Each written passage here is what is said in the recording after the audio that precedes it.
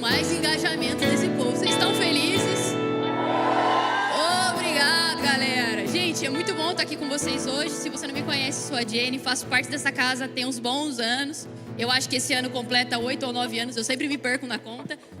E um sábado à noite como esse, um dia mudou minha vida para sempre. Eu achei que eu estava só entrando mais um culto, indo mais uma vez na igreja, querendo que Deus me tocasse, mas não sabendo direito o que eu queria. E foi uma noite dessa que mudou a minha vida. E estar aqui hoje, num sábado à noite, me lembra da Jennifer de 13 anos, que chegou aqui sem conhecer Jesus. E hoje vai poder compartilhar um pouco do evangelho com vocês. Estou muito feliz por isso. Mas eu não vou fazer isso sozinha. Eu vou fazer numa mesa com vocês. Vocês são os convidados da nossa mesa hoje. E eu vou chamar o Tião, a Cá.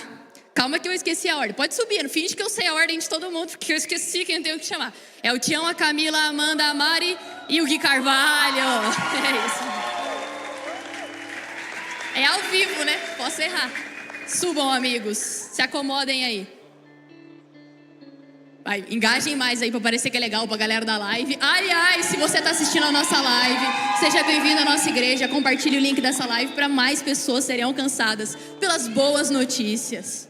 Gente, eu gostei muito desse nome, é só um lance, tá? Vamos falar disso mais tarde. Mas, meus amigos, que bom estar aqui com vocês hoje. Vocês estão nervosos? Você tá nervosa, Mari? Ah, que bom. Pra vocês não acharem que só vocês ficam nervosos aí, ó. Amigos, vocês estão bem? Vocês estão felizes? Como vocês estão? Vai, vocês têm que falar comigo, a gente tá numa mesa. Tô bem. Obrigada. Tô bem. Isso, tá grávida, tá bem? Tô grávida. Eu trabalho com a Amanda e com o Gui. Todos os dias eu ouço, tô grávida. Ah, tal coisa. Ah, não, tô grávida. Ah, né? Cássio, tá bem? Como estás? Tô bem, graças a Deus. Tião, pela segunda vez seguida aqui no Influa, como você tá? Tô muito feliz, cara. Muito feliz? Como é trabalhar com o Gui, o Jenny? Excêntrico. É porque assim, vocês olham ele todo sério aqui, mas ele tem talentos. Se você entrar no Instagram da Poema Store, ele dança no semáforo. Tem esse vídeo aí. Eu não vou ficar falando muito, mas é bom, é bom. Ele é legal, mas assim, nem tanto também, né? Vamos com calma. Amigos, a gente tá aqui hoje para falar um pouco do evangelho. Acho que a nossa vida não seria nunca o que é hoje se não fosse essa mensagem, se não fosse o evangelho. Um dia a gente ter sido tocado por ela, mudou. Eu falo isso tendo, eu acabei de falar, né? Eu cheguei aqui com 13 anos, essa mensagem me mudou. Alguns de vocês chegaram mais tarde. Eu e a Amanda, a gente cresceu numa realidade de igreja. O Gui tem uma história excêntrica, assim como ele. Eu vou ficar te zoando aqui. Não é pra promover desonra, tá? A gente é amigo. Aqui, ó. Eu honro o Guilherme Bereano, meu líder de ministério. Mas uma coisa que eu queria, antes de tudo, né? 2 fundamentos base. Mas isso vocês precisam responder rápido. Uma frase. O que é o evangelho? Vamos ir por ordem. O rei está vindo. Mari? O escândalo da graça. Minha salvação. Bondade e misericórdia nos perseguindo. Uma nova chance, um novo nascimento. Caraca, vocês estão bem demais, né? Acabou, gente, fim da mesa. Agora, polêmica, vocês podem desenrolar mais nessa. O que não é o evangelho? E por que falar isso nesse momento? Eu acho que tem tanta gente falando tanta coisa sobre o evangelho, sobre a Bíblia, sobre Jesus, sobre a igreja. É tanta gente com tanta opinião. Agora, o que não é o evangelho? O evangelho, ele não é uma religião, mas ele é uma mensagem. Então, muitas vezes, as pessoas querem falar do evangelho desconsiderando a mensagem que ele carrega, desde o início, do meio e do fim. Que o evangelho, para alguns, para estudar, divide em 3 partes: o início dele, o meio dele e o fim dele. Então, é uma mensagem para a igreja, é uma mensagem para as pessoas, e não uma religião, e não uma coisa que aconteceu no início da minha conversão lá e tal, e simplesmente acabou. Que não é o evangelho? É. Não é um passe livre para pecar. Não é uma palestra motivacional. Não é solucionar os meus problemas. Não é só pedir. Não é só fazer a minha vontade. Não é fazer de Deus um gênio da lâmpada que satisfaz as minhas vontades. Mas é caminhar numa mensagem. Olha, o que não é o evangelho ele não é costume, o evangelho ele não é rotina, o O evangelho não é apenas vir à igreja como um costume, uma religião e uma rotina. O evangelho é uma verdade a ser vivida e exposta a alguém e exposta a você mesmo todos os dias. Então, o que não é o evangelho é tudo aquilo que faz a gente se engessar e se esconder atrás de uma máscara, de uma religião, de um molde, porque entendendo que o evangelho é Jesus, né? O evangelho não é um conjunto de regras, mas existem ordens que são imutáveis. E essas ordens é a direção da nossa vida, que é aquilo que o Senhor nos ensinou através da sua palavra. Porém, não existe um conjunto de regras e não é continuar sendo a mesma pessoa, fazendo as mesmas coisas porque o Senhor me ama e Ele já morreu por amor a mim. Embora Ele me amou, Ele quer que eu me torne como Ele. O evangelho não é uma mentira, não é uma fofoca, não é uma mensagem que eu ouvi na internet. O evangelho, ele nos dá a esperança de uma nova vida. Então, toda mensagem que é contrária à esperança, que é contrária à vida, que é contrária ao perdão, que é contrária a um novo nascimento, tudo isso para mim não é o evangelho. Tem um ponto sobre o evangelho que eu acho que é muito pouco tratado, mas o evangelho também é confronto. Todo mundo aqui em algum momento da vida foi confrontado em alguma coisa que estava errado, né? Eu cheguei aqui na igreja crente, conheci a Deus daquele jeito, Amanda também nessa realidade, né? Cresci na igreja, sou defendida por isso. Mas eu tive que entender que um pai de amor me confrontava também. Isso fazia parte do evangelho, né? A gente tá tão acostumado a Deus é amor, Deus do carinho e eu tenho que ser bem tratado, né? Deus me salvou, né? Que eu esqueci da parte que eu precisava ser confrontada. Que existia algo em mim maior. Que era que só Deus sabia que isso existia, né? E pra vocês, hoje, todo mundo aqui tem um tempo de caminhada na igreja, liderando, pastoreando, tudo. O que é mais difícil para vocês nessa questão de comunicar o evangelho? Do dia que vocês conheceram Jesus e saber comunicar bem o evangelho hoje da melhor forma, como que vocês fazem isso? Não sei se alguém tem uma resposta forte, se alguma coisa, se não quiser falar também. Mas, cara, como é? Os anos terem passado e você não ter deixado essa mensagem envelhecer dentro de você, sabe? A geração mudou, a geração X, Z, sei lá o que, consome de um jeito diferente. Como que eu não vou perder dos princípios do evangelho, mas ser fiel à mensagem, mas ao mesmo tempo comunicar para essa galera? Como que é isso para vocês? Grau de dificuldade? A Mari que lidera a base aí, como que é isso? Eu tô tentando passar um filme aqui na cabeça de como é estar com as meninas. Cara, e estar com as meninas faz o meu coração queimar. Como nos primeiros dias, muitas vezes eu me vejo nelas, muitas vezes eu me vejo nas histórias, eu me vejo nos problemas. Tem um texto que fala que nós precisamos permanecer fiéis naquilo que ouvimos, um conselho de Paulo. E hoje, a minha maior luta, a minha maior busca é permanecer fiel naquilo que eu ouvi, independente da geração ter mudado. A geração mudou, mas o evangelho é imutável. A verdade continua a mesma. Os princípios, os valores permanecem os mesmos. Então, às vezes a linguagem vai mudar um pouquinho.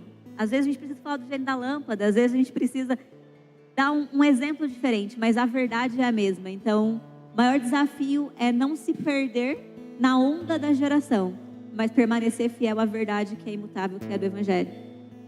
Glória a Deus. Querem somar aí alguma coisa? Cara, eu acho que para mim, nesses anos todos, eu acho que o mais difícil foi os compromissos que eu tinha com a própria igreja. Eu acho que isso foi uma das coisas mais difíceis para mim. Porque por ter outras questões que eu tinha que fazer, eu tinha que aprender a liderar, tinha que aprender a sucessão, aí tinha que aprender a liderar depois liderar 10, depois liderar líderes e não sei o quê, e tem que estudar, e tem que ler, e depois escola. E com o tempo, você vai meio que ganhando esse corpo de outras coisas, só que a mensagem do evangelho vai dando uma minguada. E quando eu falo de acontecer isso, não é com relação às pessoas, mas com relação à minha própria vida. De olhar e falar assim, cara, essa ainda é a mensagem para mim. Essa ainda é a mensagem que eu preciso ouvir. Essa é a minha esperança. Então por isso que sempre eu fico falando do fim, eu sempre fico falando do Jesus vai voltar. Quando você perguntou que o evangelho, o rei está vindo, porque é como se eu estivesse pregando para mim toda hora. Porque em vários outros momentos do meu dia eu tenho que ser muitas coisas. Então a mensagem fica lutando com essas outras funções, essas outras coisas que eu tenho que fazer. E esse talvez seja o maior desafio em 14 anos, vamos dizer assim. Muito bom. Uma outra coisa, né, sobre essa questão do evangelho, um símbolo do evangelho é a cruz. A cruz, o símbolo dela é salvação, então eu fui salvo, eu fui redimido através dela, mas isso não é o evangelho por completo. E às vezes a gente foca tanto, né, na mensagem da cruz, então, Jesus morreu na cruz, me salvou, eu sou amado e perdoado, e é só isso? Não é só isso. Então a gente entende que o plano de Deus está lá em Gênesis, criando e habitando no jardim, e depois reconstituindo todas as coisas da história da Bíblia para casar-se com uma noiva e habitar numa cidade com ela. O propósito sempre foi esse, o relacionamento, né? Estar com a sua igreja, estar com a sua criação. O que incomoda vocês nesse tempo de pregação de uma parte do evangelho? O que vocês têm buscado como líderes, pastores de uma igreja, na vida de vocês, no seu trabalho, nas áreas de atuação de vocês? Como que vocês buscam não só viver uma parte desse evangelho, pregar só uma parte do evangelho? Porque às vezes você vai apresentar Jesus para uma pessoa da sua escola, que você dá aula, Mari, e como que você faz isso do tipo, cara, Deus é amor, todas essas coisas, mas Ele também é isso. O plano de salvação tá aqui. A escola Bereanos aí, ó. Eu lembro da minha aula do plano de salvação, tá? Bereanos, hein? Todas as terças-feiras, vai vir próxima turma. Mas, tipo, como vocês fazem para não pregar parcialmente esse evangelho, sabe? Você vai vir aqui pregar um dia, cara. Eu vou pregar essa mensagem que agrada, ou eu realmente vou se manter firme na essência em tempos que a gente apanha tanto sobre pregar a verdade? Como que vocês fazem isso? Como é para vocês? Cara, eu acho que existe a parte difícil, é você, como o Gui falou, é viver aquilo de verdade. É fácil você pregar uma verdade, mas vivendo uma mentira. Só que ela não é sustentável isso por muito tempo. Então eu lembro de uma reunião onde a Ká, ela falou algo que mudou uma chave dentro de mim. Ela falou, Jesus não é um poço, Ele é uma fonte inesgotável. Então quando você entende que de poço, ninguém vive de água parada. Ninguém vive de uma porção de Jesus de domingo a domingo. E às vezes essa porção de Jesus de domingo a domingo, ela é só, Jesus te ama e tá tudo bem. Pode continuar assim. E na fonte inesgotável a gente aprende, Jesus te ama, mas o Espírito Santo te convence do pecado, da justiça, do juízo, muda de vida. E cara, prega para alguém, não seja acomodado. Então entender essa e viver essa parte do Jesus não é um poço, Ele é uma fonte inesgotável, é a parte mais difícil. Transmitir essa mensagem de uma forma boa, eloquente, a gente faz curso e tá tudo bem. Agora, transmitir uma verdade, vivendo a verdade, vivendo Jesus como um rio, sabe, inesgotável, como uma fonte, isso é o mais difícil. Isso a gente só consegue pelo relacionamento com Deus mesmo, né? Então acho que para mim a parte mais difícil é continuar transmitindo Jesus como uma fonte inesgotável, não como um poço parado e coisas paradas, sabe? Tipo, é só isso e tá tudo bem, sabe? Sim. Não, isso que a Amanda falou, pegando um gancho na fala dela, eu acredito nisso também. A melhor maneira da gente apresentar o evangelho e fazer com que as pessoas tenham o desejo de conhecer o evangelho, eu acredito que é pelo exemplo, pela nossa vida, né? E se tratando de uma fonte inesgotável, então a gente nunca vai conseguir chegar num ponto em que você vai falar assim, eu conheço a Deus. Cara, isso é impossível. Então isso leva a gente a aquele versículo que já é bem conhecido, né? Quando você for orar, vá até a igreja. Não, vá até seu quarto, feche a porta e ore em secreto para que o seu pai que vem em secreto recompense publicamente você. Então, isso é um estilo de vida que, assim, a comunhão com Deus, ela não tem fim, né? como a Jenny estava falando, né? A gente espera e ama a vinda de Jesus. A gente espera pela volta dele. E quando ele chegar, o que é que vai acontecer? Como é que vai ser a nossa vida? Vai ser uma vida de eterna comunhão, plena comunhão com ele. Então, eu acredito que isso é uma coisa, é um desafio, né? Nos dias de hoje, por causa de todas as demandas, compromissos e todas as coisas que a gente tem, isso tem sido um desafio, e muitas vezes a gente tem vivido realmente o que a gente ouve de Jesus, ouve do Evangelho, muitas vezes é quando a gente está aqui na igreja, mas essa não foi a vida, né, que Jesus nos deu, a nova vida que Jesus nos deu para viver. Eu acredito que realmente o convite, o desafio é a gente permanecer nesse lugar de relacionamento íntimo, contínuo e sabe, com a presença de Deus, né? Eu acredito que uma vida dessa, ela inspira, ela provoca, ela atrai, e a nossa fala precisa ser como sal, né? Jesus falou que a nossa fala seja como um sal.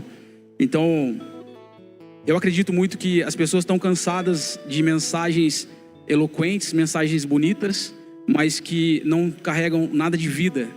Então, se nós temos uma vida real nos bastidores, no secreto com Jesus, quando a gente estiver em público e a gente colocar para fora aquilo que nós carregamos, as pessoas, elas vão sentir algo verdadeiro.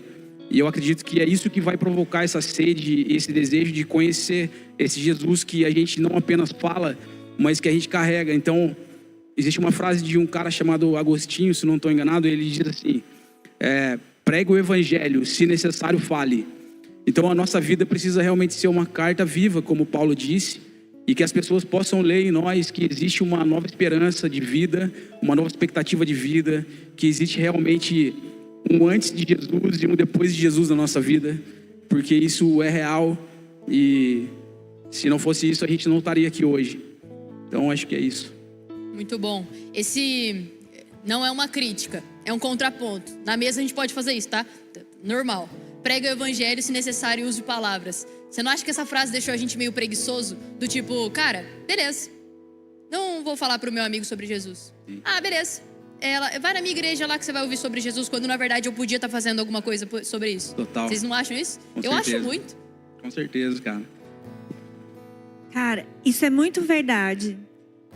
Nós precisamos entender o equilíbrio disso e ter esse discernimento.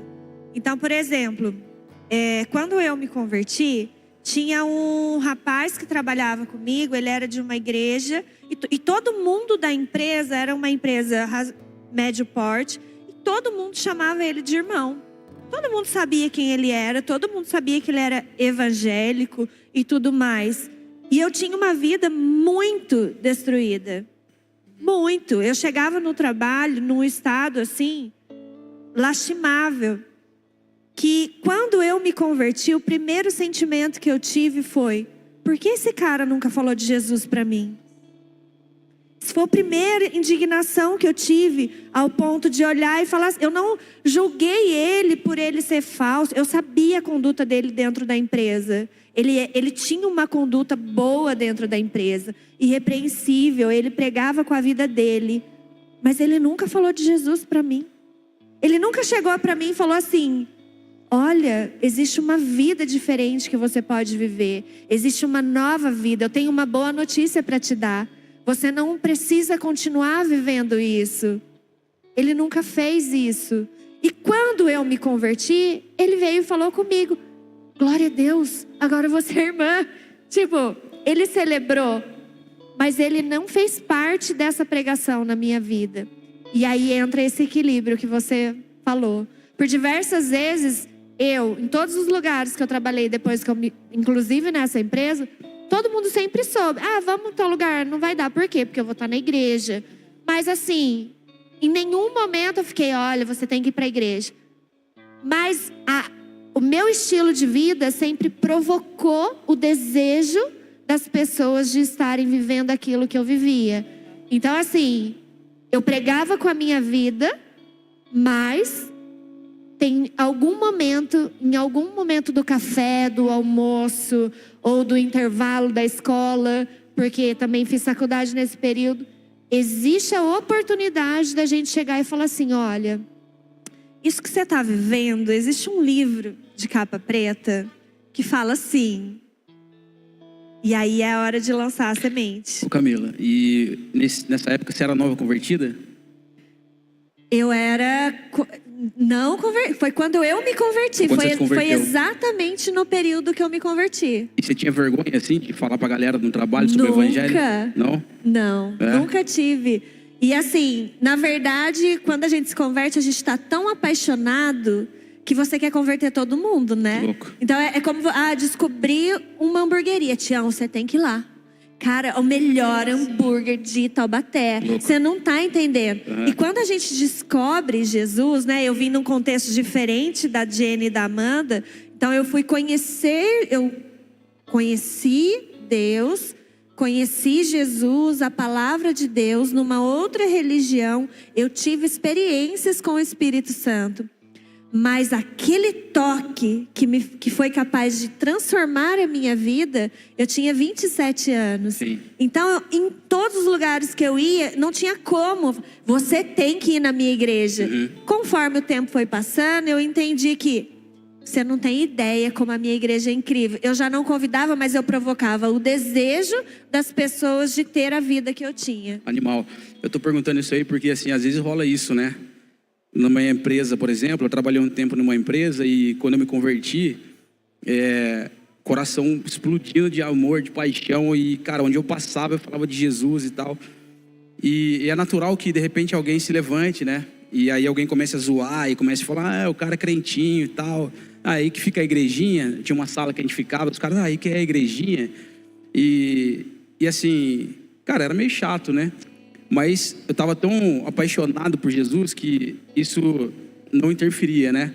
E a realidade é que depois de algum tempo, a gente sabe que o dia mal, as dificuldades chegam, né? E essas mesmas pessoas que às vezes perseguiam e que ficavam zoando e tal, de repente eram esses caras que vinham pedir oração. E falavam assim, pô, velho, às vezes até pediam perdão, né? Cara, me perdoa de ficar zoando, pô, tô mal. Será que você não pode orar por mim, cara? Será que você não pode ensinar aí pra mim essa Bíblia aí que você lê e tal? Então, cara, assim, isso realmente acontece e que a gente possa permanecer, né? Anunciando o Evangelho que tem nos transformado, nos salvado, porque realmente isso tem todo o poder de mudar a vida da galera. Tião, eu estava pensando aqui, né, enquanto vocês estavam falando, eu vou ser meio polêmico. Vocês estão prontos? Sempre. Sempre meio polêmico. Vocês podem interagir, tá? Vocês são meio quietos, cara. Que isso? Pode dar risada. Cara, o Gui não faz piada engraçada, mas Eu sim, não pra faço dar um piada engajamento. engraçada, então vocês sim para me ajudar.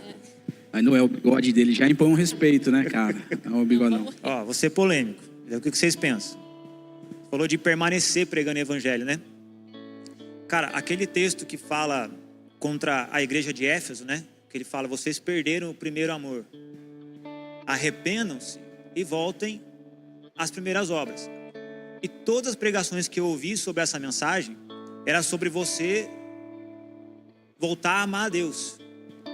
Mas o texto não é sobre isso. Nunca foi o problema da igreja não amar a Deus. Porque aquela igreja, ele fala, eu conheço as suas obras, eu conheço o seu labor, eu sei que você tem perseverado no meio da perseguição, que é uma das coisas mais difíceis de se fazer. Fala assim, vocês não aceitam os nicolaítas, que eram esses, como se fosse os coaches hoje, esses caras que ajuntam os homens e tal. Então você é contra coach. Sou. Eles falam umas coisas boas, mas eles prestaram tudo de nós. Tá tudo na Bíblia. Você não precisa pagar 5 mil, não. Lê sua E nem Bíblia. acordar às 5h49 da manhã. Estamos contra os coaches hoje. Não, vou ser polêmico agora. E assim, cara, ele fala assim, e vocês sabem quem se diz apóstolo, mas não é. Aí eu pergunto para nós aqui, a gente sabe dizer se o cara é um apóstolo ou não? Então às vezes a gente julga aquela igreja como se eles fossem bem mais ou menos.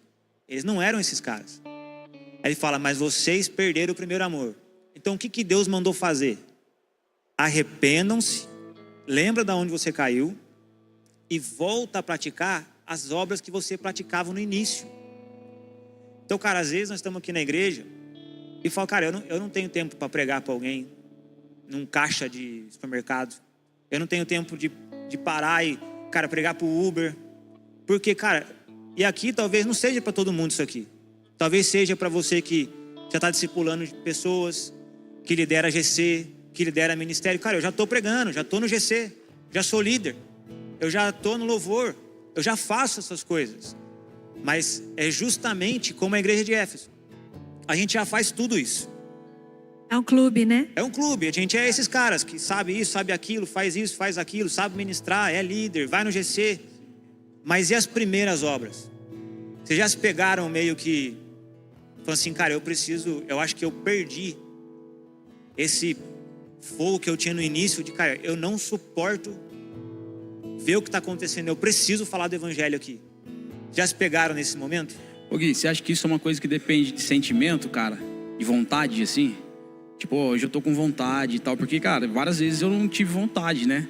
Em algum momento, assim, eu falo, cara, sei lá, hoje eu não tô com muito desejo, não tô com muita vontade. Você acha que depende, cara, de vontade, assim? O que você acha? Cara, eu acho que se depender de vontade, de emoções, você corre um grande risco de ser um escravo dos seus sentimentos. Paulo fala, cara, eu esmurro meu corpo para poder viver o que Deus quer. Eu esmurro, eu escravizo meu corpo para não viver o pecado, para não viver aquela emoção. Então, a vontade, cara, se você fizer as coisas só porque você tá afim e você não tá afim, não tô afim hoje. Cara, talvez você precise do evangelho de novo. Sabe como que isso é falado hoje? Eu não sinto no meu coração que eu tenho que fazer. Essa é a grande frase gospel. Tipo, não, eu não sinto paz no meu coração. Ou eu sinto paz no meu coração. A paz, ela é o árbitro do coração. Porém, muitas vezes a gente vai fazer coisas que Deus mandou, que está na palavra de Deus, que o Espírito Santo está te incomodando, e sem paz, porque você não quer fazer. Você não tem vontade de fazer aquilo. Então, a paz que você deveria ter, na verdade, está baseada naquilo que você está com vontade ou não. Mas foi Deus que mandou. Então, eu só tenho que obedecer e fazer aquilo. E Jesus falou uma vez, né? A minha paz vos dou, não dou como o mundo a dá. Então, tipo, que paz é essa que o mundo dá e que paz é essa que Jesus traz sobre nós, né? Como é que a gente consegue discernir isso aí, Gui? A paz de Jesus e a paz que o mundo traz? Às vezes a gente entra numa roda, né, de comodismo, que a gente consegue ficar, eu sou maduro demais para estar fazendo isso. Já vivi experiências demais com Deus. Exato. Nossa. E a gente ignora o versículo de 2 Timóteo que fala: prega o evangelho tempo e fora de tempo. Então não existe um tempo para o evangelho ser pregado. O tempo é agora. Senão não existe um momento certo. Todo momento é o momento certo. E às vezes a gente se pega, estou há tanto tempo na igreja, não, eu passei dessa fase do primeiro amor. O irmão está no primeiro amor. Esse spark que o Gui trouxe, ele trouxe no escritório um dia que a gente tem uma reunião. E eu cliquei lá para ver o significado desse amor que está lá, né? Mas eles abandonaram o primeiro amor. Esse amor é o ágape. É o amor de uma família de verdade espiritual. É o amor de uma igreja de verdade. Sabe? É o amor mais poderoso que a gente pode sentir. Eu lembro que eu passei muito por isso. Por muito tempo na igreja, chegou uma hora... Eu nunca tive o encontro de verdade que eu olhei e falei, nossa, saí igual um foguete pregando evangelho. Eu vi a vida inteira as pessoas pregarem evangelho. Mas eu passei saturada e rígida, ou na minha cabeça eu era madura demais para estar pregando, igual fulano. Eu lembro que ele é meu amigo, eu posso contar isso. Eu tinha pavor do William quando ele se converteu. Pavor. Eu lembro esses dias eu estava rodando meu celular, meu Google Fotos, eu achei uma foto do William com uma bandeira do Brasil no Descende, igual um maluco, no Morumbi. E eu lembro que eu olhei e falei, por que eu tenho uma foto do William no meu celular, né? Aí eu lembro que eu mandei essa foto pro meu marido, pro Bill, falei, olha que moleque chato, fricoteiro, como diria minha mãe, fica toda hora com a bandeira do Brasil gritando, falando. A gente ia comer lanche com o William saía, cadê o William? Tava abraçando um mendigo na rua. E a gente olhava e falava, santo Deus, ô William, vamos pra casa de fulano depois, sei lá, jogar um Uno, fazer alguma coisa. Tá bom, você entrava no carro, William, tinha 2 mendigos atrás, tô levando eles. E eu ficava olhando, eu falava, nossa, por muito tempo a gente olhava e falava, que coisa chata, que vergonha, até parece que eu vou lá. Mas o chato às vezes é você, chato sou eu. que achei que era boa demais pro evangelho, que é boa demais, sou boa demais pro mendigo já não ouvir mais do Senhor, sou boa demais para aquela pessoa da minha sala de aula, da minha faculdade, do meu trabalho. Eu acho que dos muitos anos na igreja é um perigo. O Léo sempre fala isso pra gente como ensinamento no escritório: cuidado quando você acerta demais, que é a hora que você pode estar errando. Seu coração não é mais sensível, você não tem mais o primeiro amor, você não tem mais o ágape. E às vezes a gente imagina que esse primeiro amor é só sair rodopiando na igreja. Não. É um princípio elementar, mas tão difícil de ser vivido, né? O amor entre todas as pessoas, né? A gente precisa estar preparado para responder a todo mundo a razão da nossa fé, né? Você falou disso, tá ali no mesmo texto, em algum lugar ali. E o certo demais, né? Eu não posso conviver, não posso me envolver, tô só no clubinho da igreja. E quando a gente... Cara, tem hora que a gente precisa sentar na roda. Tem hora que a gente tem que sair da roda dos escarnecedores. Tem que sair. Tem hora que tem que ler, né? Eu trabalho dentro da escola, eu falo muito isso para as meninas. Eu falo, gente, estou no mesmo ambiente que vocês. Então, é um ambiente bem tóxico. Tem hora que você tem que sair da sala dos professores. Mas tem hora que é a pergunta que você esperou a vida inteira para responder. É a história que você fala... Cara, o que eu dei de testemunho de vida a vida inteira de Jesus é a hora de eu abrir a boca e plantar a semente. E nunca não é tempo disso. Nunca. A gente muitas vezes entra num lugar de rigidez, de ficar frio, de se perder de Jesus, porque a gente se isola disso tudo. E de pregar o evangelho é ordem, né? É ordem para viver para sempre. Então... Cara, a gente precisa fazer isso. E não é sentimento. É obediência. Sim. E entra muito no lance da santidade, né? Uhum. Ai, vou ficar perto de fulano, mas fulano é do Sim. mundo. Mas é você que tem que trazer ele para sua realidade. Nós não somos o influa, a gente influencia. Então é o nosso papel, às vezes, quando entra no lance da santidade. Sua santidade não pode se corromper porque você está perto de alguém que não tem a mesma santidade, a mesma devoção ao Senhor. É você que tem que atrair ele para o seu mundo e falar: olha a vida que eu vivo, ela vale muito mais a pena, sabe? Uhum. E por muito tempo a gente fechou tanto no mundo do tipo, cara, eu sou crente, agora, né, eu não posso estar em tal lugar. Eu sou do influa e tal, então tal hora não posso estar lá. Que a gente deixou de pregar a mensagem que nos salvou. Que se não fosse um dia alguém ter nos falado isso, onde lá a gente estaria, né? E a gente não faz o mesmo pelas pessoas porque a gente acha que isso é para um evangelista, que isso é só para os extrovertidos, né? Às vezes, tipo, você é uma pessoa introvertida, mas da sua forma, de um jeito que ninguém sabe fazer, você vai levar Jesus para alguém. E é dessa forma que essa pessoa precisava receber Jesus. E pode falar. Meu sonho de infância era ir para a África. Eu queria ir para a África e pregar o evangelho. Antes de me converter, de saber quem era Jesus, eu queria ir para a África, nem que fosse para fazer obra de caridade. E aí um dia Jesus falou assim para mim: por que você não faz da sua sala de aula o seu campo missionário? Você não precisa atravessar o oceano. Do seu lado, todo dia, tem gente que não conhece Jesus precisando de mim. Isso não é doutrina, é o que Jesus disse para Mari. Mas foi uma chave virada. Cara, todos os dias eu posso sair da minha casa e pregar o evangelho para alguém. Todos os dias eu posso ceder tempo para alguém. Fazer a diferença na vida de alguém ali. Às vezes no meio de uma matéria, no meio de uma aula de filosofia, no meio de uma aula de sociologia. Enfiar Jesus naquilo e pregar o evangelho. E um ponto que eu acho que quando a gente vive muitos anos na igreja, isso é talvez um pouco de como as pessoas olhem pra gente e talvez um pouco do que a gente expresse. Mas, tipo, vivo muitos anos com Jesus, não tenho mais problemas. É verdade isso? Queria que fosse. Todos nós, né? Não, Eu conto ou vocês contam? não, eu acho que é uma das maiores utopias, né? Eu falo por mim mesmo, se for pra abrir o coração pra ninguém ficar ofendido aqui, se eu falar pra vocês há 6 meses atrás, eu entrava aqui na igreja como se fosse mais um culto, porque eu me tornei apática a esse lugar. E eu sou líder de ministério aqui na igreja, eu trabalho aqui na igreja, e eu entrava aqui como se fosse mais um culto, do tipo, eu sei o próximo louvor que vai tocar.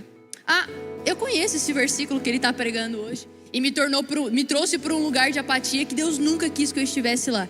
Mas é aí a hora que eu tive que voltar o meu coração, porque a minha vida não tá muito bem resolvida 100% só porque eu conheci o evangelho. Como que é isso para vocês? Ô Jenny, o Gui estava falando aqui a respeito da vida dele, sempre envolvida no ministério, na igreja, né? A gente que já está há algum tempo caminhando assim com Jesus, está servindo de alguma maneira e está aqui atuando em algum ministério. Em algum momento, ou em alguns momentos, eu já me peguei nesse lugar de me tornar um cara chato, um cara crítico, de começar a ver defeito em tudo. E tipo, não concordo com isso, não concordo com aquilo. E de repente eu já não estava mais no meio de uma comunhão, não estava meio mais do relacionamento com a galera. E o meu coração começou a endurecer, né? Começou a ficar duro e tal. E aí você vai se isolando, sem perceber, você vai se isolando. E cara, Deus não chamou ninguém para andar sozinho, né? Nós somos uma família e a gente está crescendo nisso. Agora, uma coisa que Jesus ministrou no meu coração é que assim, a gente precisa ter uma vida na nossa intimidade com Jesus. A gente precisa ter a nossa vida com o corpo. E a gente precisa ter a nossa vida lá fora. Então, eu acredito que a vida com Deus fala muito de um movimento nessas 3 esferas. A gente precisa estar entendendo esse movimento, né? No momento que eu estava com esse coração desse jeito, estava muito mal, assim, cara, eu estava injuriado. Um dia teve um café na praça, e aí o pessoal estava servindo a cidade, oferecendo um café, orando pelas pessoas. E aí me convidaram para ir nesse café, e eu estava tão injuriado que eu falei, não quero, eu não estou podendo encontrar ninguém, vou ficar em casa. Mas aí lá no fundo, assim, eu senti o Espírito Santo me falando, cara, você tem que ir. Eu fui. Quando eu cheguei lá no café, a galera toda feliz, assim, e tal, os caras dando bom dia para todo mundo, abraçando a galera. Cara, de repente eu vi o Xandão abraçando um cara, meio de longe, né? E manifestou um demônio no cara. Xandão, um abraço de urso, né? Abraçou o cara, manifestou um demônio no cara. Eu via um pessoal chegando próximo, assim, para orar, interceder. E aí eu fui chegando perto deles. E aí, em algum momento, o Xandão soltou aquele homem. E, cara, ele voltou assim, né? Tipo, em si, chorando muito. E aí ele olhou pro Xandão e falou assim, faz um tempo que eu moro na rua. E eu era um pastor. E tudo que eu queria era um abraço. Só que as pessoas já não me abraçam mais. E ele olhou pro Xandão chorando assim e falou assim, cara, você me abraçou. Na hora que ele olhou pra mim, Jenny, eu me converti de novo. A hora que eu olhei para aquele homem chorando, cara, assim, tipo, naquele momento ali eu tive, cara, o meu coração voltou para um lugar de quebrantamento e eu falei, sabe, fui tocado por Jesus, cara, novamente, assim. Então, não tava com vontade de ir na praça, mas eu acredito muito, cara, que às vezes o fato da gente voltar a praticar aquelas obras do início, o fato da gente realmente estar, sabe, indo de encontro, cara, com alguém que ainda não ouviu o evangelho, isso tem um poder, cara, de trazer o nosso coração de volta para um lugar de quebrantamento, de sensibilidade e de amor por Deus absurdo, assim. Tira a gente desse lugar de crítica, de, sabe, um coração enrijecido, sabe? Às vezes quando a gente fica chato demais, né, com os irmãos, assim. Foi muito poderoso isso aí. É muito louco, porque pegando o gancho do que todo mundo falou aqui, e que o Tião acabou de falar, eu lembrei de uma história que eu vivi. E uma tarde de verão, a gente foi numa cachoeira, eu e algumas amigas. E a gente sempre tem aquela mentalidade, né? Eu não posso me misturar, porque senão eles vão me corromper. Daí entra no que a Amanda falou. Então eu já não posso influenciar para não ser corrompida. E aí tinha um grupo de amigas numa cachoeira e tal. Quando a gente, nesse lugar, ele era deserto. Só tava gente na cachoeira. E chegou um carro com 4 rapazes e uma moça. E eles já chegaram com o som assim no último. E tava tocando um funk do pesadão mesmo, sabe? E a menina, ela dançava. E ela dançava de forma muito sensual.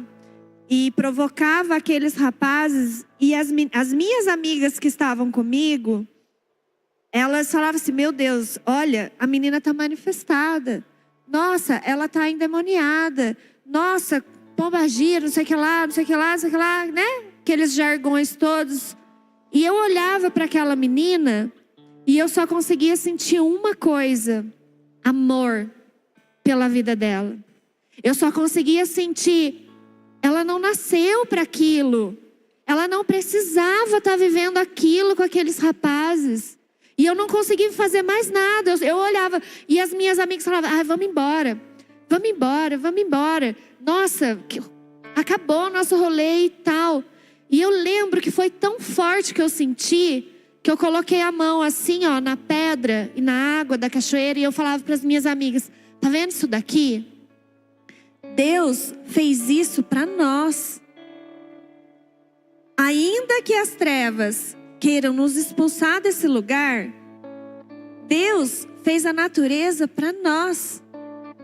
E nós somos parte daquilo que Deus fez para a glória dele.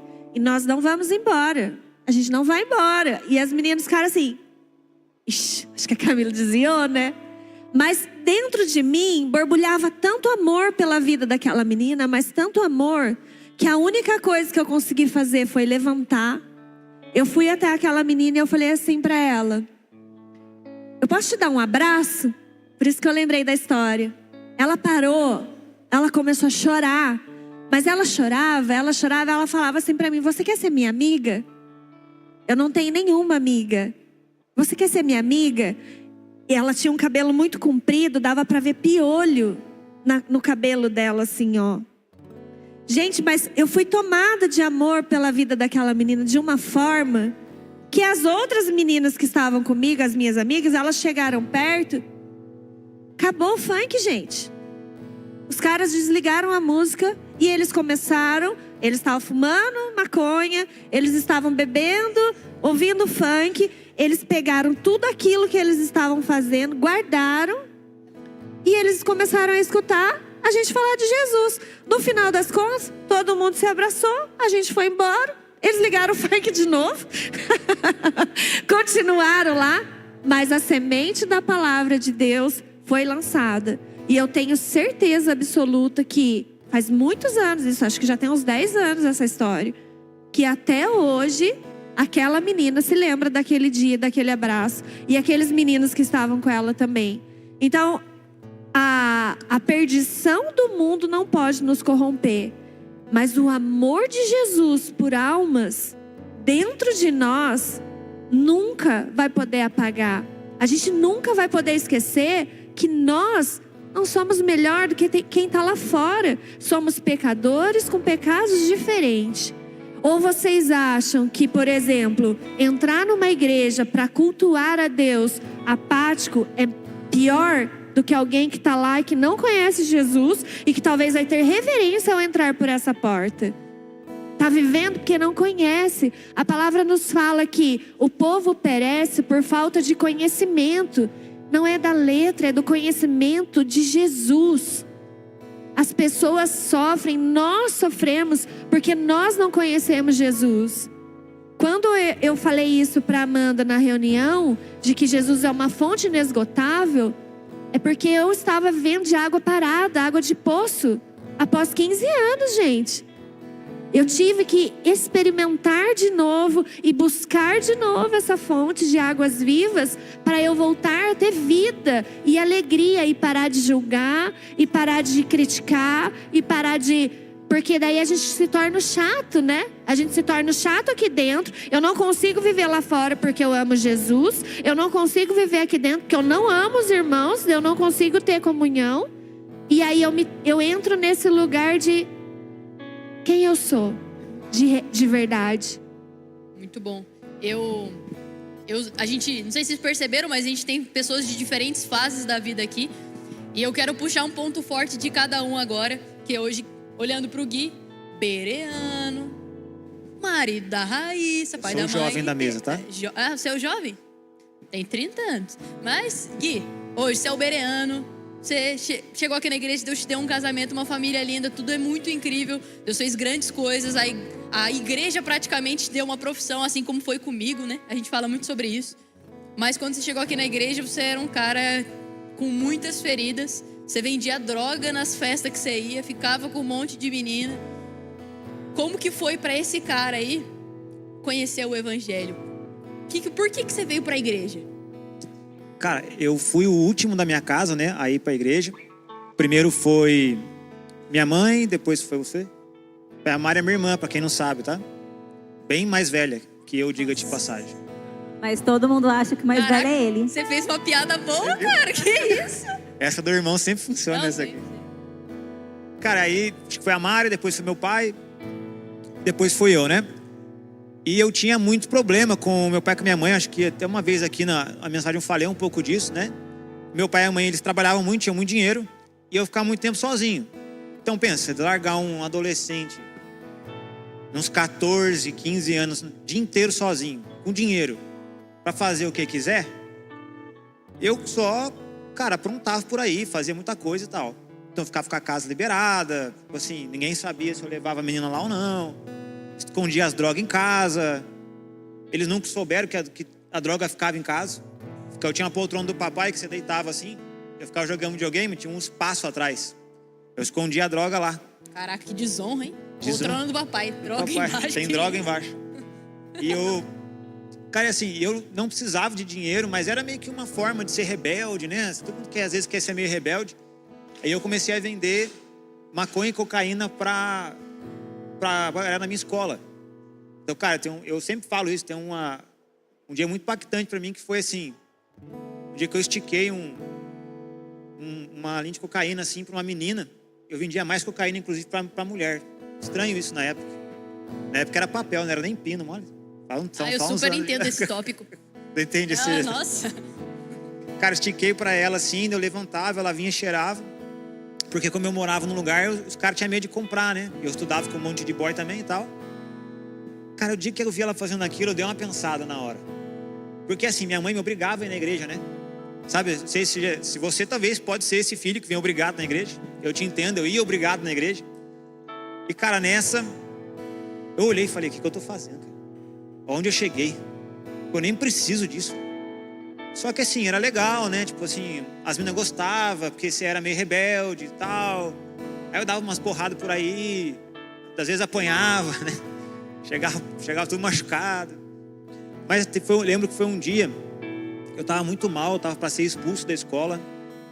E a Gil, a tia da Amanda, a Gil, ela tinha chamado minha mãe para ir na igreja, minha mãe foi e tal. E ela falou, cara, tá tendo Fire Refine lá na igreja. Eu não sabia o que era, né? Ela falou, cara, é um culto lá, vai lá. E eu fui no último dia. Quando cheguei no último dia, era o Juliano Som que estava pregando. Ele pregou uma mensagem que não era nem um pouco evangelística. Tipo assim, a mensagem era, tipo assim, pra galera que já tá ali há muito tempo e tal, ele falando. Porque você já era mestre, mano. Deve ser. Falei, biblicamente está correto essa mensagem. Nossa, que heresia que eu falei aqui. Meu Deus. Perdão, Brunão. Você não foi na aula da igreja que teve terça-feira aí, É. essa bagunça. Cara, aí eu lembro que ele fez um apelo lá. Cara, eu não aguentava mais. Eu falei, cara, eu preciso sair dessa vida. Não dá mais, cara. Não dá mais. Eu falei, o que tá acontecendo? Porque as coisas só vão piorando, cara. Eu comecei a vender maconha e fumava maconha. Daqui a pouco eu comecei a fumar cigarro. Aí vendia cocaína, mas ainda não cheirava. Mas daqui a pouco as coisas vão piorando. Mas daqui a pouco, você vai ficando mais corajoso. Mas daqui a pouco você tá num lugar, você dá umas porradas e você ganha. Você acha que você vai ganhar todas. Até a hora que você toma um tiro de alguém. Então você tá pegando as meninas e nunca engravida. Até a hora que você engravida. E agora você é um pai de 17 anos, 18, 19, perdido, e tem um filho agora que você vai ter que se virar. E eu comecei a pensar muito sobre isso. Cara, eu falei, eu não quero essa vida, cara. E beleza, fui lá pra frente. Eu lembro que o Japa orou por mim. Tá lá em São José. Cara, e aí entrei pra igreja. E eu comecei a ler muito a Bíblia. Porque eu falei, cara, eu quero entender. Porque a minha mãe e a Mari, elas são desse jeito, né? Meu pai, por que eles são assim? E comecei a ler a Bíblia. Então foi mais ou menos assim, essa transição, né? Eu tava indo e percebendo que eu tava indo pra um lugar. E cara, eu sabia muito que era. Amanda vai gostar dessa parte. Eu sabia muito que era o Espírito Santo falando comigo. Amanda, calvinista. É muito. Se puxar esse assunto na Eu mesa, não vou vai dar entrar nesse briga igual no almoço. Cara, eu acho que era o Espírito Santo falando comigo assim, tipo, cara, olha onde a sua vida tá indo. Olha o que você tá fazendo, cara. Uma hora o negócio vai acabar, uma hora a festa acaba. E depois não vai ter volta. Então eu falei, cara, se eu continuar inconsequente desse jeito, eu preciso de uma resposta. E eu já tinha visto, cara, Deus fazer coisas, Deus curar os caras. Eu tinha visto gente levantar de cadeira de roda na igreja da minha mãe, muito louco lá dos caras. Câncer pular da cara dos caras, mas aquilo não me convencia de certa forma. Mas algum momento ali, cara, o Espírito Santo me convenceu da mensagem. Falei, cara, é isso que eu preciso. E foi assim que estamos aí todo esse tempo. Muito bom. Mari, eu até te falei ontem, né? A gente fez uma ligação e todo mundo te conhece pela Mari da Libras. Prega o evangelho assim e tal. Mari, eu gostei dessa piada ontem, eu falei, vou repetir. Só que não deu pra repetir 100% porque eu tava com esse outro microfone. Ela tava esperando esse momento, gente. É claro, não, eu guardei na minha mente esse momento. Mas, não, eu sei fazer em Libras assim, eu sei que isso é perdão também, porque eu já tive que pedir perdão. Putz, Jesus, como que é Jesus? Ah, mão furada. Eu sei isso, galera. Depois vocês me ensinem mais, por favor. A Mari vai ensinar. Mas todo mundo te conhece pela skin, pregadora do evangelho, dentro da realidade Libras.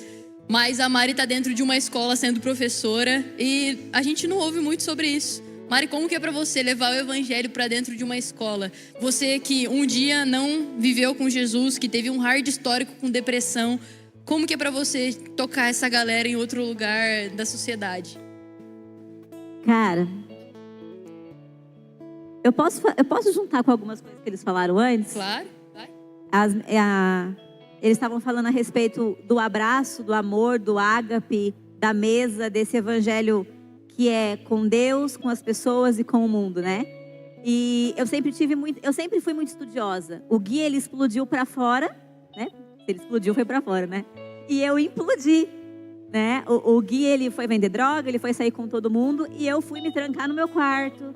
Eu tirava 10 em tudo. Era muito fácil tirar 10, porque era muito fácil me esconder atrás dos livros. Era muito fácil me esconder atrás dos estudos. Então, sempre foi muito fácil falar sobre algo, mas sempre foi muito difícil falar sobre a Mari.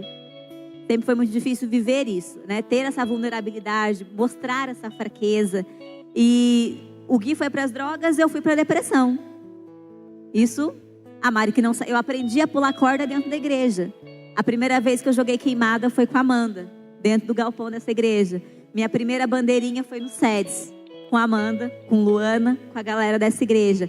Então, a juventude do brincar na rua, do pular, do ter amigos, ela foi atrasada. E ela só foi vivida aqui, depois da conversão. E foi esse amor que me quebrou.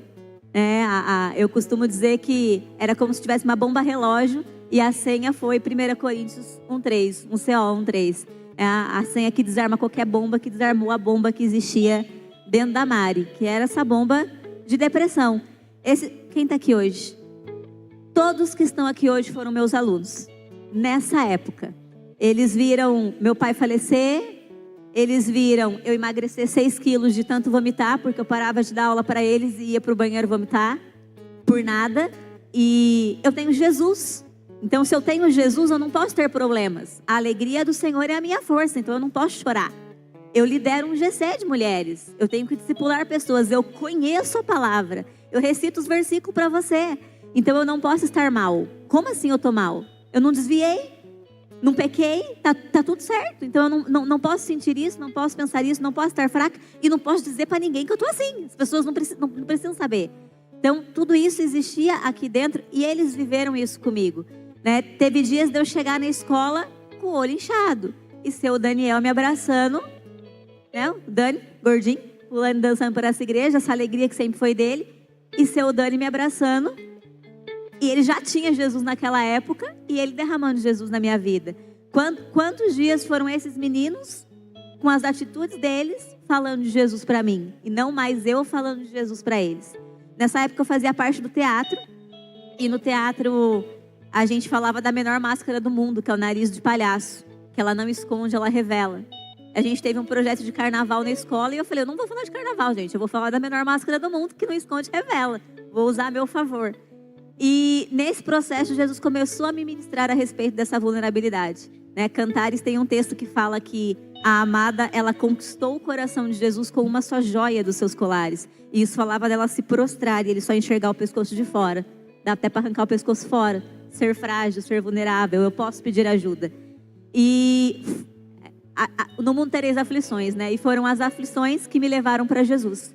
E que me levaram para conhecer esse Deus que é Pai, que é presente, que abraça, que ama. Quantas crises de ansiedade eu tive dentro dessa igreja, eu parei E eu vi a minha líder do outro lado, ela só fazia assim pra mim, ó. Os 2 braços abertos. E eu fazia assim pra ela, eu não consigo me mexer. E ela atravessava a igreja, ela me abraçava.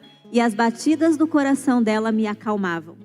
E aos poucos eu fui aprendendo a correr para Jesus e deixar as batidas do coração de Jesus me acalmar.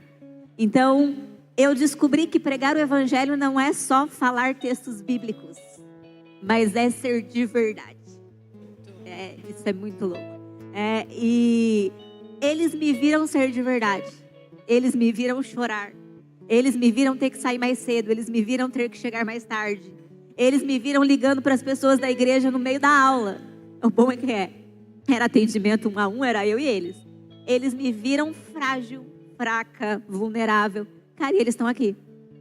Então não foi o conhecimento bíblico, mas foi o viver a Bíblia que realmente fez a diferença dentro da sala de aula, né? Principalmente com eles. Glória a Deus, muito bom. Você falou sobre o Deus Pai. Tião, você vem de um histórico de orfandade, né? Para mim entender que Deus é meu pai é muito fácil. Meu pai é um pai incrível. Hoje eu acordei tarde porque eu tava afim e ele fez um almoço incrível, ele limpou a casa, ele cuida muito bem da minha família e sempre foi assim. Mas como foi para você entender um Deus Pai sendo órfão? Imaginei que você ia perguntar isso. Cara, eu cheguei na igreja, o meu BO sempre foi família, né? Eu perdi minha mãe com 17 anos. A minha irmã tinha 11 na época. E ela foi morar na casa de uma tia que não tinha muito relacionamento com a gente. E aí o meu pai desenvolveu uma depressão. Depois de 1 ano, meu pai faleceu. E cara, eu fiquei 9 anos desolado assim, né? Tipo, eu tive depressão, síndrome do pânico. Cara, me tornei dependente químico, 9 anos. E então, eu não sabia. Mas o meu problema não era droga.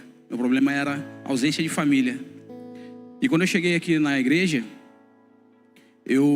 a Poema sempre foi uma igreja que ministrou muito a respeito de família. E, cara, quando eu cheguei aqui, eu vivi 8 anos dentro dessa casa, falando que eu era filho de Deus. Mas era só no nível de conhecimento, porque no meu coração isso não era uma verdade. E, cara, eu vivi muito tempo sofrendo muito aqui dentro, não conseguia conviver com os irmãos que Deus tinha me dado. Por quê? Porque eu projetei no meu líder a figura do pai que eu queria ter e não tive. E isso é muito injusto, isso é pesado. E hoje, olhando para trás, eu agradeço muito a Deus, porque graças a Deus que essa pessoa ela não atendeu essas minhas necessidades, essas minhas expectativas. Então, por muito tempo eu me frustrei, por muito tempo eu me decepcionei, porque eu não tinha a minha expectativa respondida. Isso fez muitas vezes eu querer ir embora, eu querer desistir. E eu falei, eu acho que esse lugar não é para mim. Só que tem uma coisa que não me deixou desistir, uma coisa que me sustentou e me trouxe até aqui. A experiência que eu tive com Jesus, Jesus colocou uma frase no meu coração. Se você não tem uma revelação sua, íntima, de quem Jesus é, você não consegue permanecer no dia mal. E eu tive um encontro muito real com Jesus. Então eu permaneci. E aí quando chegou um determinado momento, depois de 8, 9 anos, de muita oscilação assim dentro dessa casa, e às vezes desanimado, às vezes, né, cara, uma oscilação muito grande, vivendo uma montanha-russa, né, emocional aqui dentro. E aí um dia Jesus falou para mim, era como se eu tivesse encontrado uma bifurcação. E aí Jesus falando para mim assim, você pode pegar as suas razões e você pode voltar a viver a vida que você sempre viveu. Algumas coisas você até tem razão. Agora, se você olhar para esse lado, existe uma mesa que está colocada para você. Nessa mesa existe o Pai da adoção, o Pai da eternidade, existe o Abba Pai, que é a verdadeira paternidade de Deus. Se você sentar aqui, sua vida vai ser transformada. E aí, cara, eu sentei nessa mesa, né? Cara, e assim, foi poderoso, velho. Porque, cara, minha postura mudou, assim, cara. E eu achava que eu nunca ia conseguir viver, né? Sem aquele buraco no meu peito, assim. Eu falei, pô, cara, minha família, velho. E aí, foi muito massa, cara. Eu agradeço muito das pessoas nunca terem me dado aquilo que eu gostaria, mas sempre aquilo que eu precisava, sabe? Então, se você não tem uma revelação de quem é seu pai, e eu não estou falando um pai biológico, mas se você não tem uma revelação de quem é seu pai, você nunca vai conseguir conviver entre seus irmãos. Hoje eu tenho visto, cara, Jesus me posicionando em alguns lugares, e eu consigo não só reconhecer, mas valorizar não só as qualidades, mas as diferenças que a gente tem, que são muitas, né? As falhas, os defeitos, as limitações. Então, uma coisa muito louca assim, Jenny, que aconteceu comigo foi... Tudo que eu queria era um pai, velho. Eu esperava que eu ia chegar na igreja, eu ia encontrar um tiozinho de cabeça branca, eu ia encostar a cabeça no peito dele, ele ia me entender em tudo e tal. E, cara, foi o oposto, né? Então, Jesus, ele não te dá a família que você quer, mas ele te dá a família que você precisa. Jesus tem me ensinado a me tornar um homem aqui dentro dessa casa. No início desse ano agora, eu entrei na academia. A hora que eu sentei num aparelho, cara, mas brotou uma gratidão no meu coração, mas tão absurda assim. Porque eu comecei a lembrar e eu falei, cara, meus pais, eles deram o melhor, velho. Tipo assim, até os 17, 18, né? Me deram educação e tal. E só que dos 18, cara, até os 24, eu fiquei no vácuo, tá ligado? Tipo, não tinha ninguém, né? Ninguém pra me orientar e tal, puxar minha orelha. Só que dos 24 até aqui, eu tava na academia e eu tava pensando, cara, quem tem puxado minha orelha pra cuidar da minha saúde? Cara, quem que tem instruído a minha vida, a minha casa sobre vida financeira, sobre casamento? Cara, quem que tem, sabe, puxado a minha orelha, cara, sobre muitas vezes eu entender a respeito de política. Sempre fui um cara ignorante a respeito de política. E eu comecei a perceber, cara. Eu falei assim, eu era muito dependente de uma pessoa, né?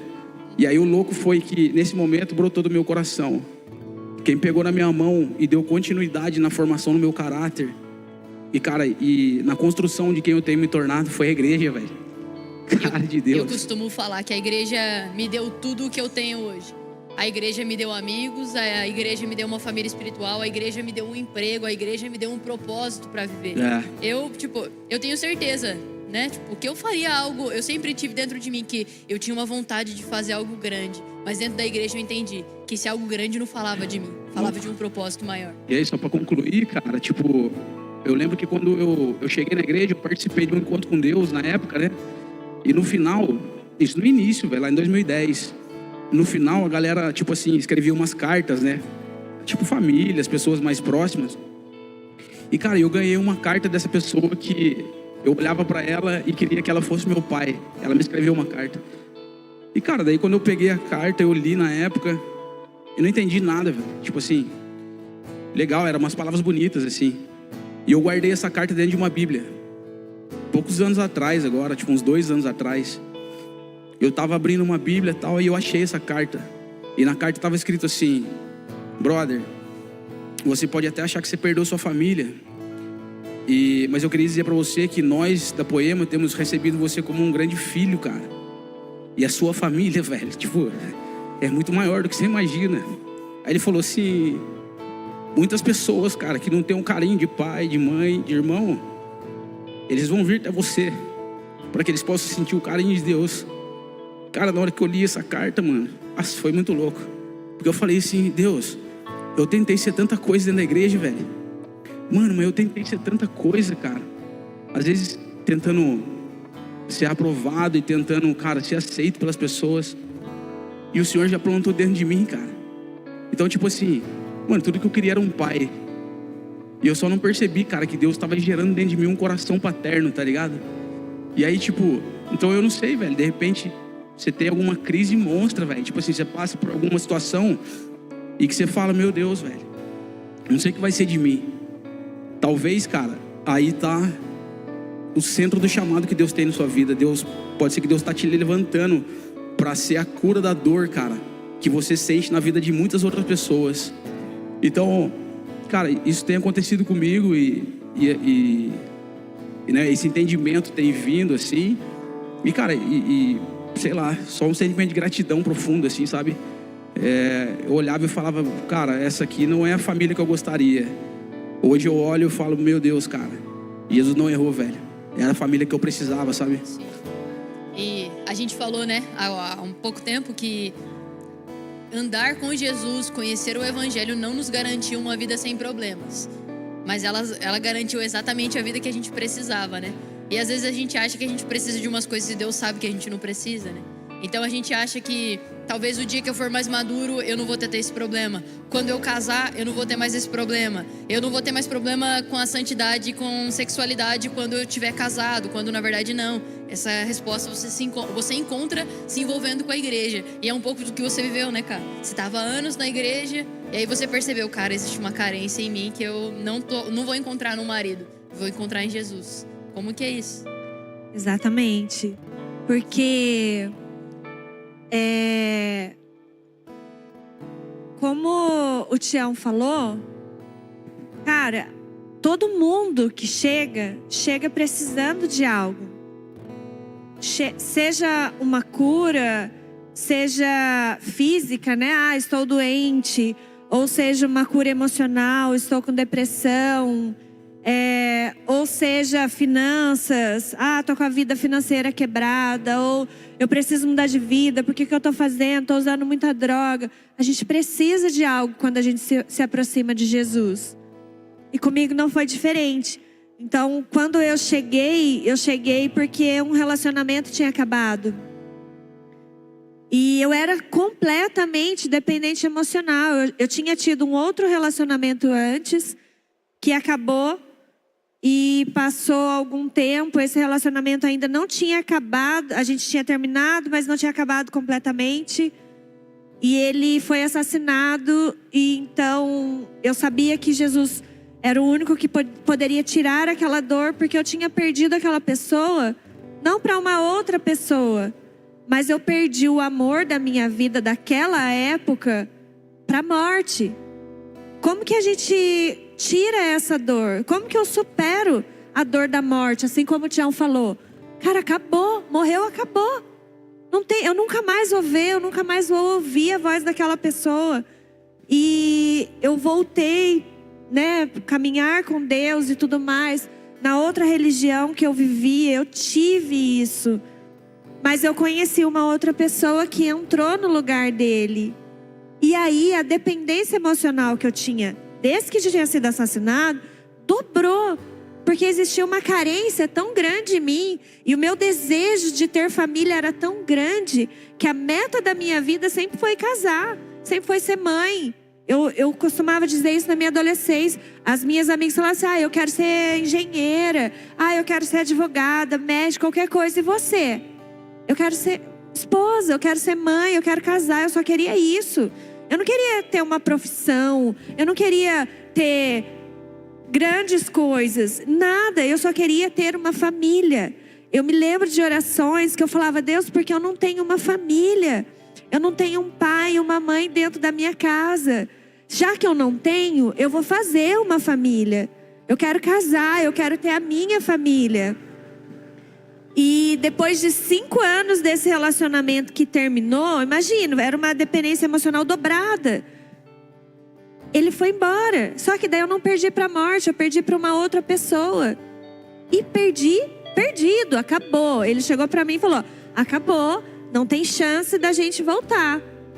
E eu me lembrei que Deus tirou a dor da morte de dentro de mim. Ele seria capaz de tirar essa dor de um término de relacionamento. Mas eu cheguei na igreja, quando eu cheguei na Poema nesse contexto, eu não queria Jesus. Eu já cansei de falar isso aqui. Eu só queria um relacionamento. Eu só queria um marido. Eu só queria um namorado, que eu ficasse noiva e casasse.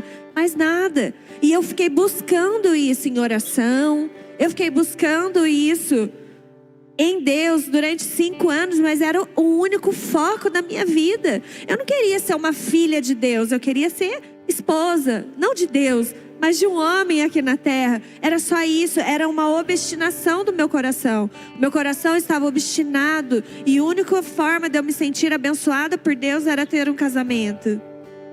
Quando eu entendi que toda essa carência que eu tinha, na verdade, não era de um relacionamento, mas era de um pai, porque o meu pai não estava dentro da minha casa. Eu fui criada pela minha mãe e eu tenho pai, o meu pai é vivo, graças a Deus. Eu tenho um bom relacionamento com ele, mas é superficial.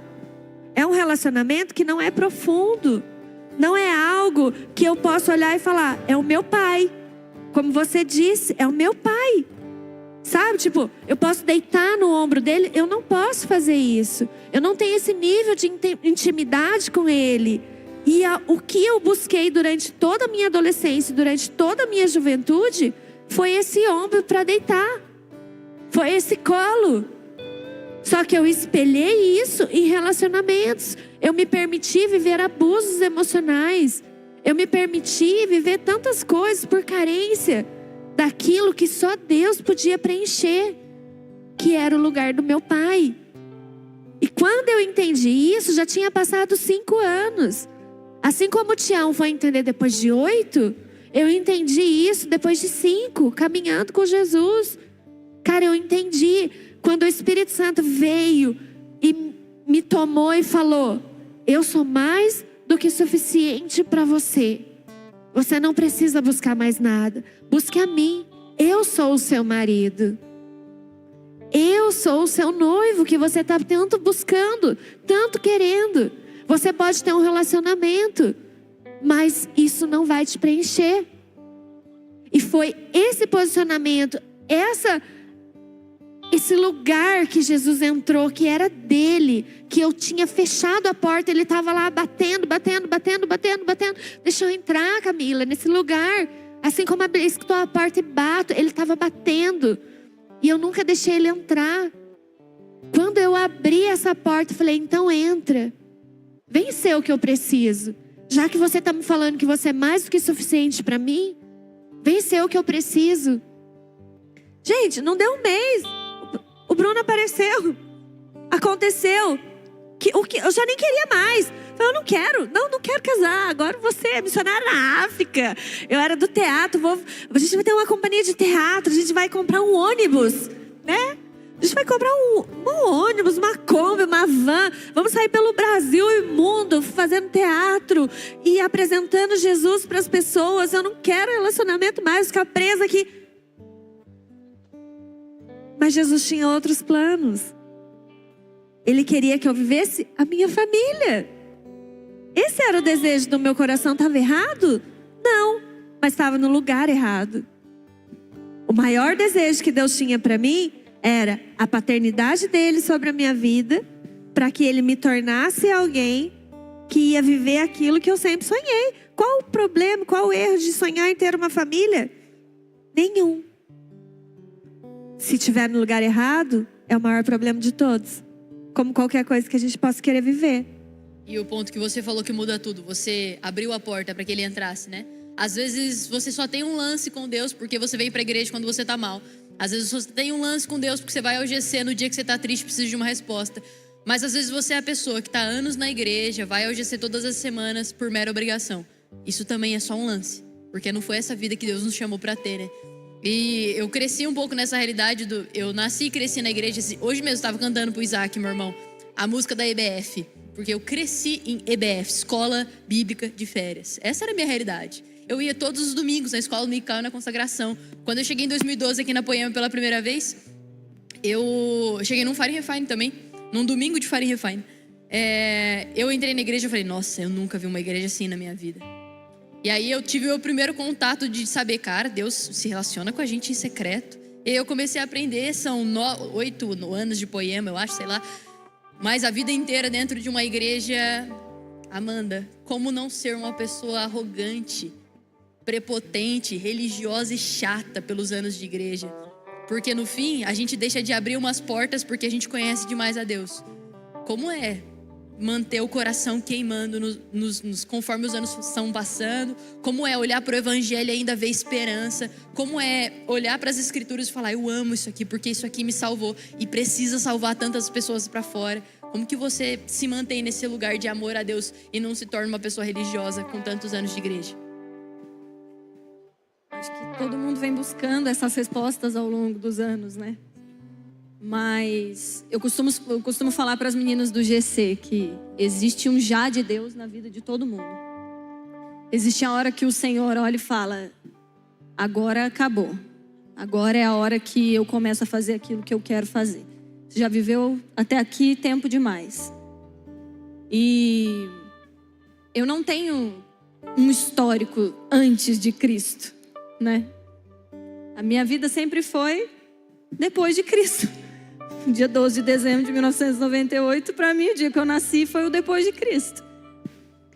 Mas sim, eu tive um antes de Cristo e eu só fui perceber isso há 5 anos atrás.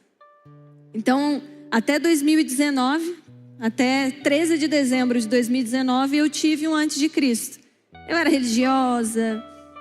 Nunca fui para uma balada, nunca usei droga, nunca bebi. Uma vez eu lembro que eu tinha uns 11 anos, eu tinha beijado na boca.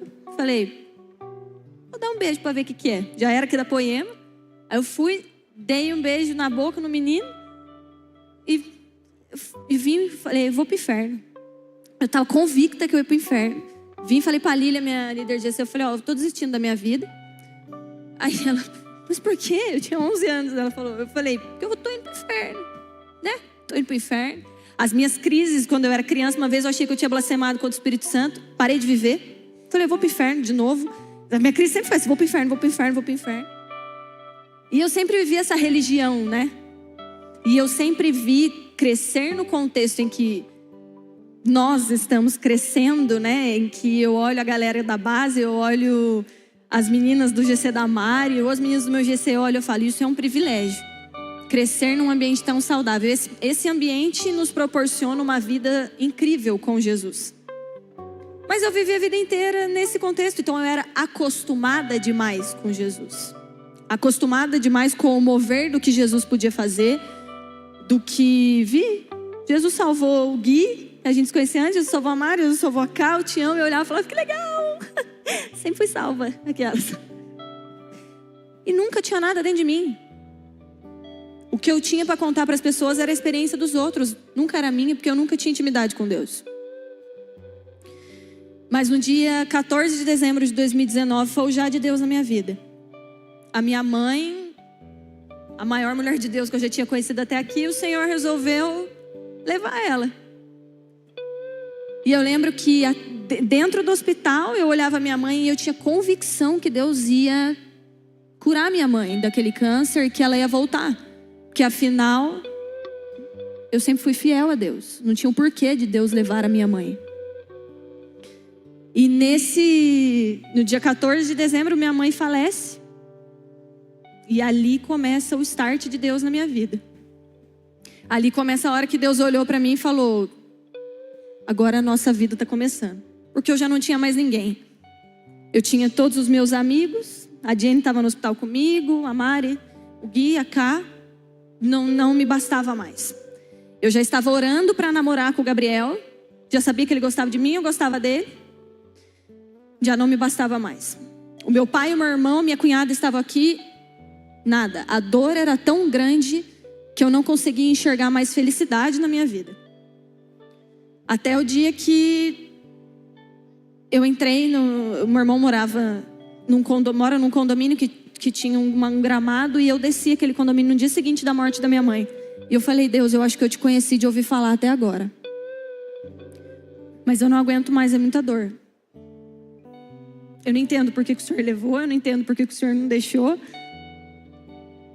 Eu só preciso te sentir de verdade. E eu fiz a oração que parece que todo mundo faz no mundo, eu fiz na igreja. Se o Senhor existe, vem aqui e me toca. E eu comecei a ter pela primeira vez intimidade com Jesus. E a partir desse momento eu já não via mais os meus amigos da mesma forma, as almas da mesma forma, a igreja da mesma forma. Tudo começou a se tornar novo. Como se eu fosse a nova convertida em que eu olhei a vida inteira as pessoas sendo na igreja. E talvez quando a gente olha para vocês, né? Quando a gente tem esse contato no GC, vocês cresceram aqui.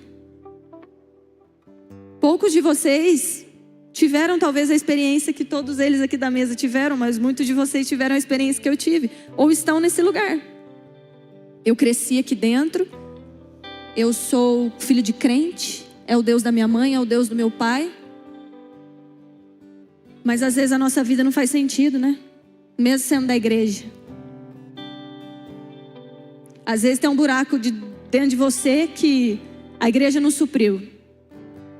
Eu demorei 17 anos para que o Senhor me curasse de um abuso sexual que eu tive na minha infância. E eu nunca contei isso para ninguém, que afinal eu era crente. E todas essas dores acumuladas dentro de mim, o Senhor foi me curando pela intimidade com Ele. E eu me lembro de um dia que a dor já me começou a gerar constância no meu relacionamento com Deus, porque virou uma dependência. Eu gosto muito de uma música de um cantor que ela chama Visceral. É como se aquilo fosse visceral dentro de mim. A dor era tão grande que eu só tinha Jesus. E uma hora eu me peguei sem dor. E foi o dia que Jesus olhou para mim e ele falou: Amanda, você gostaria de ter sua mãe aqui de volta? E eu falei: sim. Jesus falou para mim: e se eu trouxesse sua mãe de volta, mas você também voltava no mesmo estágio que você estava comigo lá atrás? Você ia aceitar? Ter o que você mais quer? E eu lembro que naquele dia eu chorava de soluçar dentro do meu quarto. Que até hoje, gente, se vocês perguntam pra mim: Tião, você não quer seus pais de volta aqui? Mari, Gui, vocês não querem o tio de Silvio aqui de volta? Eu olhei e falei: Jesus, eu não te troco mais. Deixa minha mãe com você. Deixa a minha vida do jeito que tá, mas você hoje é tudo na minha vida. O sentido da vida de uma menina, de um menino, não é vir à igreja, é amar ao Senhor, é conhecê-lo. A vida eterna, como diz a palavra do Senhor, é conhecer a Deus e prosseguir em conhecê-lo. E talvez você chegou aqui hoje e você está olhando para mim e falando: Amanda, eu estou na igreja a vida inteira, ou eu acabei de entrar aqui, eu quero tanto sentir o que vocês sentem. Ele é uma fonte inesgotável. Não existe um limite, não existe um ponto final daquilo que Deus pode fazer na sua vida. Existe o daqui para frente. Existe o já de Deus na vida de vocês. Eu queria que vocês se colocassem de pé agora. Não se dispersem, continuem nesse ambiente. Sabe, meus amigos, existe a hora em que o Espírito Santo olha para cada um de vocês e fala: chegou o momento de vocês viverem a vida que eu tenho para vocês. Chegou o momento em que o Evangelho não vai ser mais só uma pregação de domingo a domingo que vocês vêm na igreja, escutam e vão embora. Chegou a hora que o Evangelho, o verdadeiro significado do Evangelho é boas novas, é uma boa notícia, é a salvação que penetra dentro da sua alma e você fala: é visceral, eu já não posso mais viver sem Jesus. A Bíblia nos conta a história de vários jovens que viveram em meios em que eles foram revolucionários. A Bíblia nos conta a história de José, que chega no Egito e ele tem que renunciar a um pecado sexual, e ele olha e fala: Jesus é muito melhor do que isso. A Bíblia nos conta a história de Daniel, que chega na Babilônia, o lugar mais populoso da terra, o maior império da terra nos tempos dele. Ele olha e fala: eu não vou comer isso daqui que estão me dando, porque eu escolhi viver com Deus. A Bíblia nos conta a história de vários jovens, de várias pessoas que mudaram o curso da vida deles, simplesmente por se posicionarem e falarem: eu vivo a verdade do Evangelho. O Evangelho é Jesus. O Evangelho não é a minha ausência de falhas. O Evangelho é a presença de Deus junto comigo, e a presença de Deus me transforma dia após dia, para que as falhas vão embora, as dores vão embora, o pecado vai embora. Sabe, eu não sei como você chegou aqui nessa noite. Eu não sei se é a primeira vez que você tem ouvido falar de Jesus e você está olhando e falando, eu quero esse Jesus. Mas eu também não sei se é a 20ª, a 30ª vez e você está aqui escutando dia após dia sobre esse Jesus, dia após dia do que Jesus pode fazer na vida de alguém, e você está olhando e falando, eu quero que o meu coração queime assim. Sabe, se você deseja isso, eu quero que todo mundo feche os seus olhos agora. Mas se você realmente deseja viver o evangelho de verdade, ir aos lugares e pregar o Senhor, ter essa chama dentro do seu peito, eu queria que você viesse aqui na frente agora, e nós vamos orar por você. Sabe, que Deus, que dessa vez por todas você não tenha mais vergonha de fazer aquilo que Deus quer que você faça. Que esse seja o primeiro passo de Deus na vida de vocês. Jovens, adolescentes, crianças, mulheres, olhando e falando, Deus, eu não sou mais qualquer um. Eu sou um Daniel na Babilônia, que está conseguindo, pelo poder do Espírito Santo de Deus, rejeitar ao pecado. Eu sou, Jesus, um José, que está rejeitando ao pecado no Egito. Sabe, você que veio aqui na frente, que os líderes possam me ajudar agora, que vocês consigam entender que o Senhor é a principal coisa da nossa vida, que Jesus é o que importa e que não tem mais vida fora da vida que Deus tem para nós. Pai, em nome de Jesus, eu te peço, Senhor, eu te peço, Jesus, que o seu amor avassalador esteja sobre nós nesse momento. Eu te peço, Jesus, que a sua presença que ela é melhor do que tudo, Jesus. A presença que tira a dor, a presença que transforma os nossos corações. Eu peço nessa hora, Jesus, que o Senhor esteja conosco. Eu peço, Jesus, que jovens, que mulheres, que homens nessa hora, Jesus, possam ser tocados pelo teu Espírito Santo. Sabe, se você não tem coragem de vir aqui na frente, mas se você deseja isso, levanta suas mãos do seu lugar. Como a Mari falou, eu não tinha nem forças para ir até o altar. Mas Jesus, eu te peço que o Senhor toque cada mão levantada, Jesus, cada coração rendido aqui nessa hora, Jesus. Que eles, Senhor, permaneçam na sua presença. Que eles não tenham mais vergonha, Jesus, de viver aquilo que o Senhor deseja para eles. Sabe, Senhor, que essa ação, que esse fogo que queima, Jesus, possa invadi-los agora, Pai. Em nome de Jesus, eu repreendo nessa hora, Jesus, toda voz de acusação na mente deles. Eu repreendo nessa hora todo espírito maligno que queira olhar e falar, você não é bom o suficiente, você nunca vai ser o que eles estão falando aí na frente. Isso foi só a vida deles e nunca vai ser a sua. Que em nome de Jesus, o Senhor restaure sonhos nessa hora.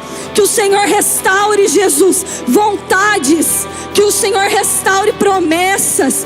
Que, Senhor, como a sua palavra diz, que eles tragam à memória nesse momento aquilo que dá esperança.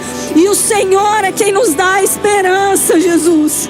O Senhor é a nossa esperança. Então, em nome de Jesus, eu te peço, Senhor, esteja conosco, Pai, em nome de Jesus. Até a próxima. Bom sábado para vocês.